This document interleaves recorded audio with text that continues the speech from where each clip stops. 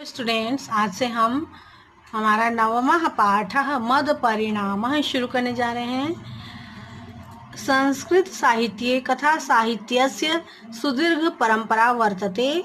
कथाः प्रायः उपदेशात्मिकाः भवन्ति।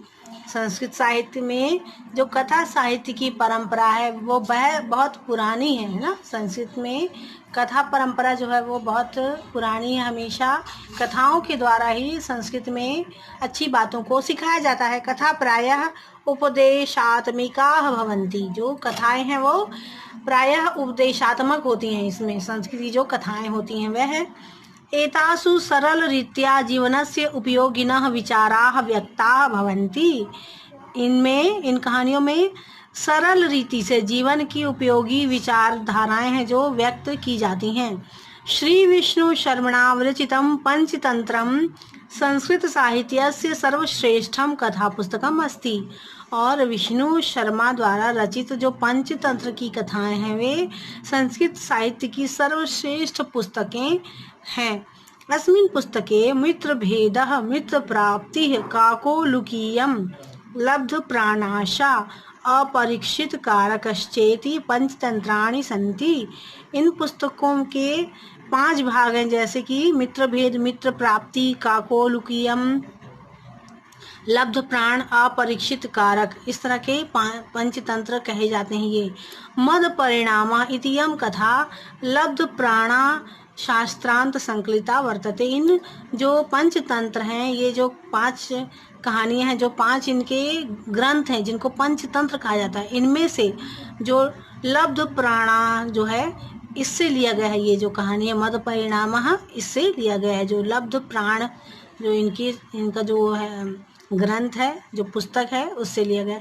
अस्मिन् पाठे अहंकार वशात सदुपदेश तिरस्कारस्य दुष्परिणामः कथारूपेण वर्णितो अस्ति। इस पाठ में अहंकार के वशीभूत होकर अच्छे उपदेशों का जो तिरस्कार करते हैं उनका दुष्परिणाम, उसका जो दुष्परिणाम होता है उसके बारे में बताया गया इस पाठ में। उसको कथा रूप में वर्णन किया गया है। अच्छे उपदेश को कभी भी अच्छे उपदेश का तिरस्कार नहीं करना चाहिए, और अहंकार के द्वारा अगर कोई अच्छे उपदेश का तिरस्कार करता है तो उसको उसका दुष्परिणाम भोगना पड़ता है। यही जो है इस कथा में आपको कथा के द्वारा समझाया गया है। कस्मिंश्चिदधिष्ठाने उज्ज्वलको नाम रथकारः प्रतिवसति स्म। कस्मिंश्चिद अधिष्ठाने किसी स्थान पर उज्ज्वल नाम का रथकार, रथ बनाने वाला रहता था। प्रतिवसति स्म। स च अतीव दरिद्रयोपहतश्चित् चिंतितवान। दरिद्र उपहत चिंतितवान। तो वह अति दरिद्र था और इस प्रकार वह सोचने लगा कि मैं इतना दरिद्र हूँ। अहो धिगियम दरिद्रता अस्मद गृहे, कि किस तरह की दरिद्रता है मेरे घर में अति दरिद्रता है। यत सर्वोपि जनः स्वकर्मण्येव रतस्तिष्ठति। यहाँ पर किस प्रकार सब लोग जो हैं वो अपने कर्म के द्वारा सुख पूर्वक रह रहे हैं। अस्मदीयः पुनर्व्यापारो नात्राधिष्ठाने अर्हति। इसलिए मेरे व्यापार के लिए यहाँ पर कोई भी स्थान नहीं है। सभी लोग अपने कर्म में लगे हुए, परंतु मेरा काम ही इस नगर में के योग्य नहीं है। मेरा जो काम है वह इस नगर के योग्य नहीं है। क्यों? यतः सर्वलोकानां चिरंतर नाश्च चतुर्भूमिका गृहाः सन्ति। क्योंकि यहाँ पर सब लोगों के 4-4 मंजिलों के घर हैं, है ना। मम च नात्र, मेरे नहीं है, क्योंकि सबका व्यापार फल फूल रहा है और मेरे लायक यहाँ पर कोई व्यापार ही नहीं है। तत्किं मदीयेन रथकारत्वेन प्रयोजनम। तो यहाँ पर मुझे तत्किं, तो फिर किस कारण से मैं यहाँ पर रथ बनाने का काम करने का मेरा यहाँ पर कोई भी प्रयोजन नहीं है। यहाँ पर मेरा प्रयोजन जो है वो सिद्ध नहीं होगा, मेरा कार्य सिद्ध नहीं होगा रथ बनाने का। इति चिंतयित्वा देशान्निक्रांतः, यह सोचकर वह, यह चिंतन करके वह दूसरे देश के लिए निकल पड़ा, उस देश को छोड़ दिया। यावत् किंचित ध्वनः गच्छति तावत्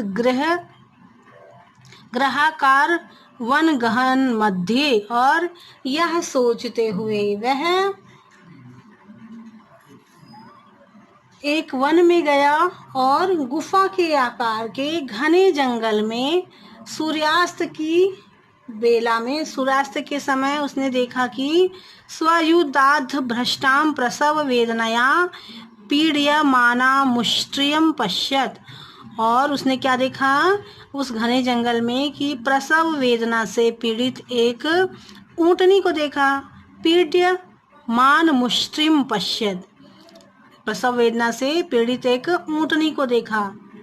स च दासेरक युक्ता मुष्ट्रिम गृहीत्वा स्वस्थानाभिमुखः प्रस्थिता, और जब उसने इस तरह की पीड़ित ऊंटनी को देखा तो वह उसे अपने घर ले गया और अपने घर पर ले जाकर, और वह अपने घर उसे ले गया। गृहं मासाग्य रंजुं गृहीत्वा तामुष्ट्रिका बबंध, और घर ले जाकर वह उसे उस ऊंटनी को उसने रस्सी से बांध दिया। ततश्च तीक्ष्ण परशुमादाय तस्याः पल्लवान नयनार्थम पर्वतैक देशम गतः, और वह उसे बांधकर एक तेज कुल्हाड़ी लेकर उस ऊंटनी के लिए पत्ते लाने के लिए वह जंगल चला गया। तत्र च नूतनानि कोमलानि बहुनि पल्लवानि छित्त्वा शिरसि समारोप्य तस्याग्रे निचिक्षेप, और वहाँ से उसने नए नए पत्ते, कोमल पत्ते बहुत सारे लेकर उससे लाकर उस ऊंटनी के सामने उसने रख दिया। तया च तानि शनैः शनैः भक्षितानि, और उसे उस कोमल पत्तों को, उन कोमल पत्तों को उस ऊंटनी ने धीरे धीरे उनका भक्षण कर लिया, उसे खा लिया। पश्चात पल्लव भक्षण प्रभाव दहर्निशम पीवर तनुश्री संजातः, और इस तरह वह इतने अच्छे कोमल पत्तों को खा खा कर वह ऊंटनी जो थी वो धीरे धीरे बहुत ही स्थूल हो गई, मोटी तगड़ी अच्छी स्वस्थ हो गई। सो अपी दासेर को महानुष्ट्र संजाता, और इसी तरह उसका जो बच्चा था वह भी खा पी कर तंदुरुस्त पुष्ट हो गया। तो स्टूडेंट्स, आज के लिए इतना ही। इस पाठ के कठिन शब्दों को आप अपनी नोटबुक में लिखेंगे। अपनी अगली क्लास में हम आगे का पाठ पढ़ेंगे। ठीक है।